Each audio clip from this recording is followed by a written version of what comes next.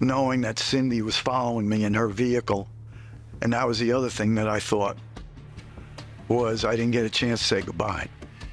On October 17, 2022, Richard and Cindy Palazzolo would face the beginning of a 15-month medical trial. I felt these shock waves going through my arms, my chest, my back, my neck. It was pretty incapacitating. Cindy called 911. Within minutes, the ambulance arrived. Richard was transported to the emergency room at Houston Methodist Willowbrook Hospital.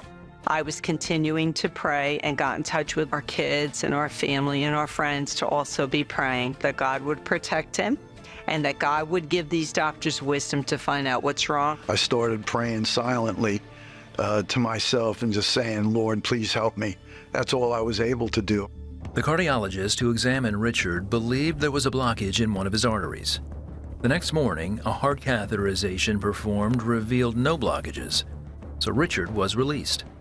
2 days later, he began to feel the same sensations. And I tried to fight through it, and they weren't going away, and they just kept intensifying. Cindy dialed 911 for help. She followed the ambulance to the ER, when suddenly, the siren lights were turned on.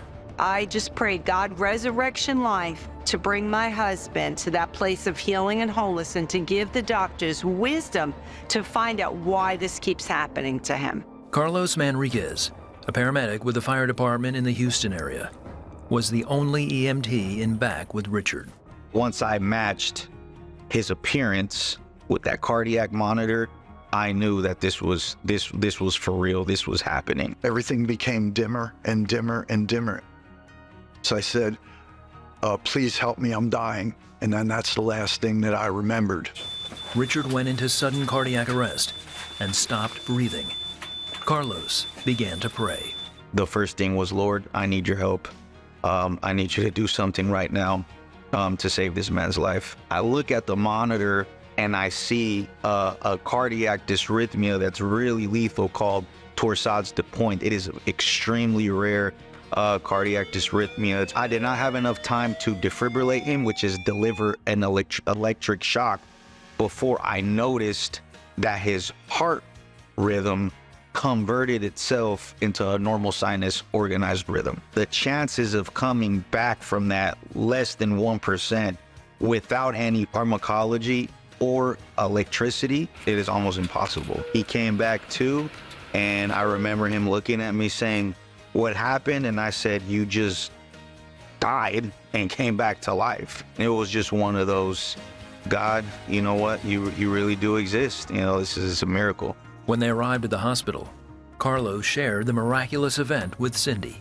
He goes, ma'am, as I was turning to get ready to help him, all of a sudden Jesus came in that ambulance and I believe put the paddles on your husband's chest and brought him back to life. And it really is a miracle. Doctors implanted a combination defibrillator pacemaker. However, 2 days later, after having another episode, doctors diagnosed him with coronary artery spasms that were restricting his blood flow to and from his heart and gave him meds. After 4 days, Richard was released. Cindy, family members, and several pastors continued praying for Richard's healing. God was just being pounded with all of those prayers. Knowing that people were praying for me was very comforting. We can listen to the medical report. I had to listen to God's report. God's report said, he will live and not die. God's report said he will make it through victoriously. Over the next 2 months while Richard was in recovery, he and Cindy prayed. They also visited a church where he received a word of knowledge from the pastor. She saw the heart of a man in God's hands and said, your heart is healed and you will live a long life to experience everything you want to experience in your life. I just received it. We want to see our grandchildren grow up knowing that I'm going to be here for that now. Certainly that was comforting. Richard went to the doctors who did further tests, and his electrophysiologist released him to begin exercising. He continues to take medicine for his heart and has been episode-free since January 2023. He and Cindy have also been able to resume their full-time Christian counseling practice, where they speak at churches and conferences. They credit God and all of the prayers for his miraculous recovery. We would never be sitting here right now telling the story, the miracle story, without prayer. And not only our prayers, but prayers of many. So no matter what you're facing, the bottom line is Luke 1:37, with man it is impossible, but with God nothing is impossible. Every single day, I never stop being grateful for what God has done for me. In fact, every morning when I pray, first thing I do is thank Jesus for saving my life.